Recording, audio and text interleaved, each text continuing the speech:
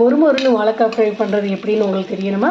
சொல்கிறேன் கேளுங்க. ஃபஸ்ட்டு வந்து ஆயில் ஊற்றிக்கோங்க. ஆயில் ஊற்றினோடனே கடுகு, அப்புறம் வந்து உளுந்து போட்டுக்கோங்க. உளுந்து போட்டோடனே இது வந்து நான் பெரட்டல் மாதிரி பண்ணி வச்சுருந்தேன். ஃபஸ்ட்டு ஒரு 5 மினிட்ஸ் வாழைக்காய் வேக வச்சுட்டு அந்த வாழைக்காய்க்குள்ளே உப்பு, மிளகாத்தூள், மிளகுத்தூள், சீரகத்தூள், அப்புறம் மஞ்சள் தூள் எல்லாத்தையும் போட்டு நல்லா ஒரு பெரட்டுன்னு ஃபஸ்ட்டு இந்த சட்டியில் போட்டு பரட்டி வச்சுட்டு அதுக்கடுத்து எண்ணெய் ஊற்றி கடுகு உளுந்து போட்டிருக்கோம் இல்லையா, அதில் இதை போட்டுட்டு அதுக்கடுத்து கொஞ்சோன்னு நம்ம இது இருக்குது இல்லைங்களா, என்னது நம்ம கருவேப்பிலையை தூக்கி போட்டு அப்படியே சிம்மில் வச்சு நல்லா மூடி போட்டு வேக விட்டிங்கன்னா சூப்பரான வாழைக்காய் ஃப்ரை ரெடி ஆகிடுங்க.